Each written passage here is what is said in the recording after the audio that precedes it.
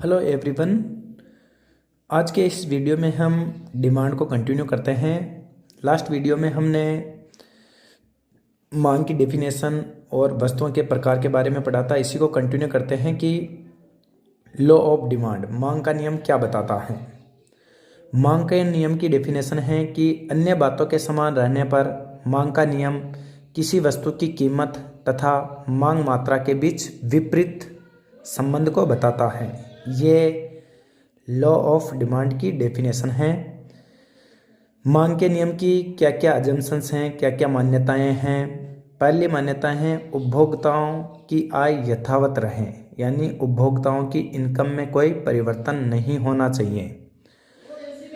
उपभोक्ताओं की आदतें, रुचियों, स्वभाव अपरिवर्तित रहने चाहिए, इनमें किसी प्रकार का कोई परिवर्तन नहीं होना चाहिए। जो ये हमने यहाँ बात की है अन्य बातों के समान रहने पर, यानी ये बातें जो हम पढ़ रहे हैं ये समान रहेंगी तभी मांग का नियम अप्लाई होगा और मांग का नियम किसी वस्तु की कीमत और मांगी जाने वाली मांग मात्रा के बीच विपरीत संबंध को बताएगा। ठीक है।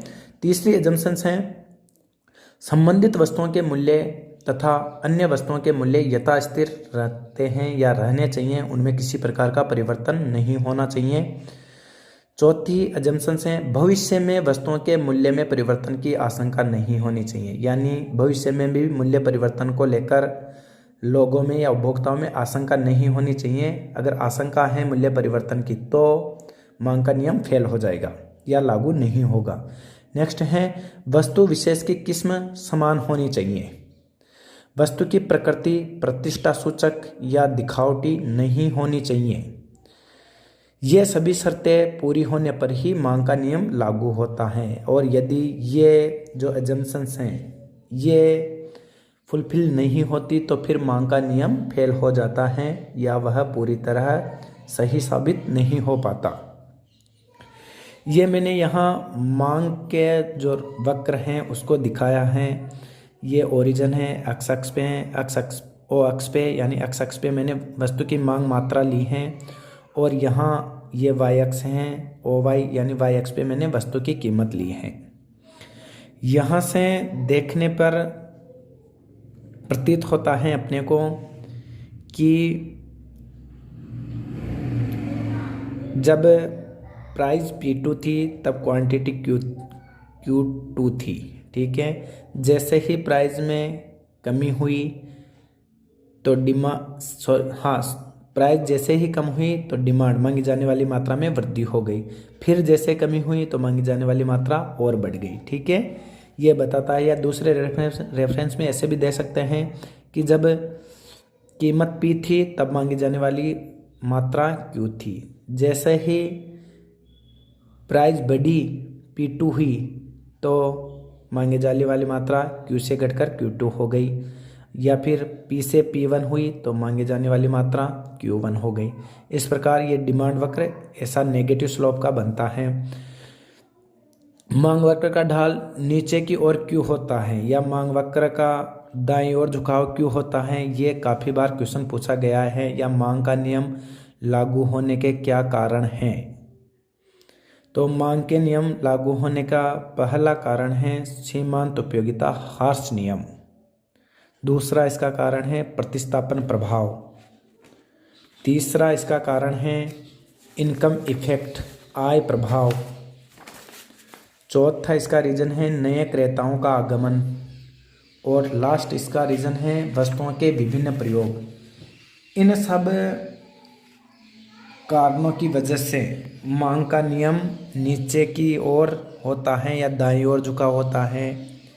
ये सब मांग के नियम के लागू होने के कारण हैं। ठीक है। ये क्वेश्चन काफ़ी बार पूछा गया है कि मांग के नियम लागू होने के कारण बताइए। तो मांग के नियम लागू होने के कारण है सीमांत उपयोगिता हार्स नियम, क्योंकि मांग का नियम का आधार ही सीमांत उपयोगिता हार्स नियम है। दूसरा रीजन है प्रतिस्थापन प्रभाव, इनकम इफेक्ट, नए क्रेताओं का आगमन और वस्तुओं के विभिन्न प्रयोग। ठीक है। मांग के नियम के अपवाद की बात करें तो मांग के नियम के अपवाद हैं कब कब मांग का नियम लागू नहीं होगा। भविष्य में वस्तुओं के मूल्य में और अधिक कमी या वृद्धि की आशंका होगी तो फिर मांग का नियम फेल हो जाएगा। ठीक है। दूसरा है दुर्लभ, मूल्यवान एवं प्रतिष्ठा सूचक वस्तुओं की मांग। यानी यदि कोई दुर्लभ या मूल्यवान या प्रतिष्ठा सूचक वस्तुएं हैं तो उनकी कीमत बढ़ने पर भी उनकी मांग मात्रा में कमी नहीं होगी, क्योंकि एक वस्तु अगर प्रतिष्ठा सूचक है तो कीमत बढ़ने पर भी लोग उसको ज़्यादा परचेज करेंगे। इस वजह से मांग का नियम फेल हो जाएगा, क्योंकि मांग का नियम तो बताता है कि यदि किसी वस्तु की कीमत बढ़ती है तो मांगी जाने वाली वस्तु की मांग मात्रा में कमी होती है। लेकिन यहाँ यदि वस्तु दुर्लभ है, यानी जो बहुत कठिनाई से पाई जाती हैं, मूल्यवान हैं या प्रतिष्ठा सूचक हैं, तो उस कंडीशंस में क्या होता है, उस कंडीशंस में वस्तु की प्राइस ज़्यादा होने पर भी उसकी डिमांड ज़्यादा हो जाती है, वहाँ मांग का नियम फेल हो जाता है।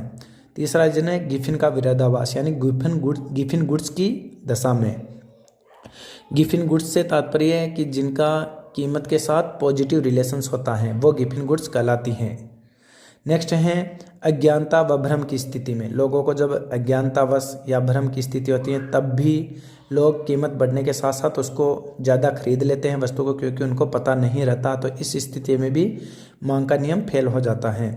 और जीवन की अनिवार्य वस्तुओं की मांग, यानी कोई भी गुड्स जो अनिवार्य वस्तु हैं जीवन के लिए, जैसे पानी हुआ, पानी की कीमत चाहे कितनी ही ज़्यादा हो जाए लेकिन उसकी डिमांड कम नहीं होगी, क्योंकि वह जीवन के लिए अनिवार्य वस्तु हैं। तो जो अनिवार्य वस्तु हैं जीवन के लिए, उन वस्तुओं की दशाओं में भी मांग का नियम लागू नहीं होता, क्योंकि उनकी कीमत बढ़ने पर भी उनकी डिमांड में किसी प्रकार का कोई परिवर्तन नहीं होता।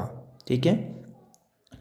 अब यहाँ देखिए, पहले भी मैंने दो वर्ड्स की बात की थी, मांग में और मांग मात्रा में। अपन परिवर्तन की बात करते हैं तो परिवर्तन कहाँ होगा, मांग में परिवर्तन और मांग मात्रा में परिवर्तन। यहाँ से भी काफ़ी बार क्वेश्चन पूछा गया है, ध्यान से पढ़ना है, समझना है। मांग में परिवर्तन किस कारण से होता है, अन्य बातों में परिवर्तन के कारण, जबकि कीमत स्थिर रहती है। यानी मांग में परिवर्तन कीमत के कारण नहीं होता, बल्कि अन्य बातों में परिवर्तन के कारण मांग में परिवर्तन होता है। और इसमें क्या होता है, इसमें मांग वक्र खिसक जाता है, यानी पूरा का पूरा मांग वक्र ही खिसक जाता है, या तो दाईं ओर खिसकेगा या फिर बाईं ओर खिसकेगा। यदि मांग वक्र दाईं ओर खिसकता है तो उसे मांग में वृद्धि कहा जाता है, और मांग वक्र यदि बाईं ओर खिसकता है तो उसे मांग में कमी कहा जाता है। ठीक है, क्लियर है।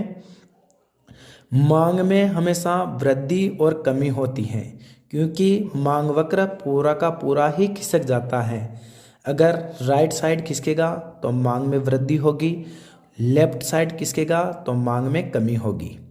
अब बात करते हैं मांग मात्रा की। मांग मात्रा में परिवर्तन कीमत में परिवर्तन के कारण होता है, जबकि अन्य बातें स्थिर रहती है। यहाँ ये क्लियर है, कन्फ्यूजन नहीं होता, कन्फ्यूजन नहीं होना है। मांग में परिवर्तन अन्य बातों में परिवर्तन के कारण होता है, जबकि कीमत स्थिर रहती है। जबकि मांग मात्रा में परिवर्तन कीमत में परिवर्तन के कारण होता है, जबकि अन्य बातें स्थिर रहती हैं। इसमें एक ही मांग वक्र पर विचलन होता है, यानी पूरा का पूरा मांग वक्र नहीं खिसकता, बल्कि एक ही मांग पर विचलन होता है।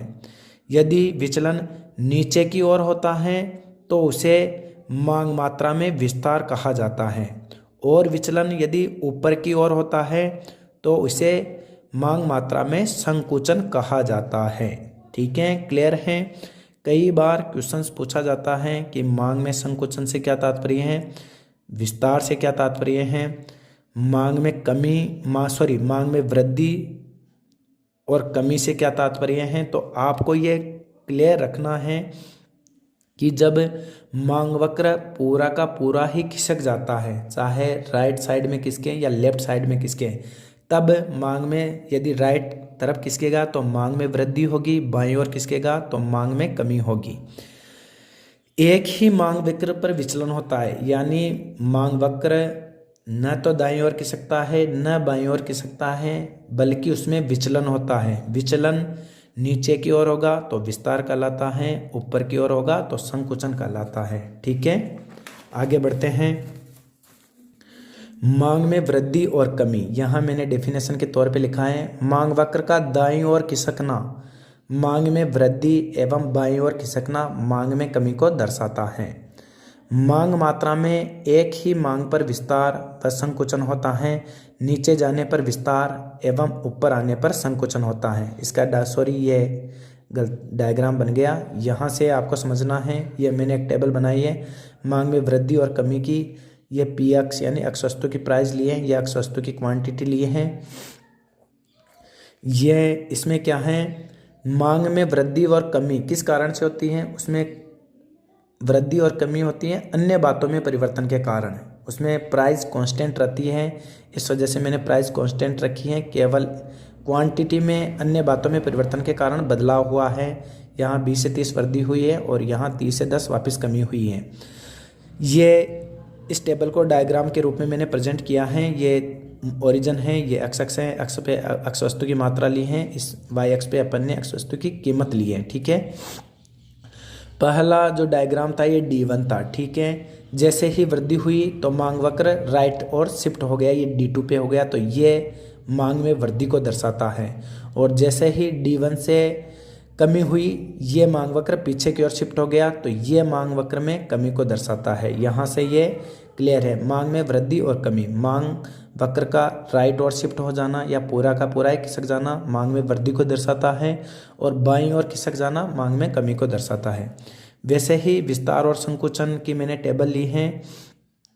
विस्तार और संकुचन यानी मांग मात्रा में परिवर्तन कीमत में परिवर्तन के कारण होता है। यहाँ देखिए कीमत में परिवर्तन, पहले 10 हैं, फिर 5 हो गई, फिर 20 हो गई, इसके कारण ये परिवर्तन हुआ। यहाँ से 20 से 30 ये विस्तार, 30 से 10, इसी को मैंने डायग्राम में प्रेजेंट किया है कि जब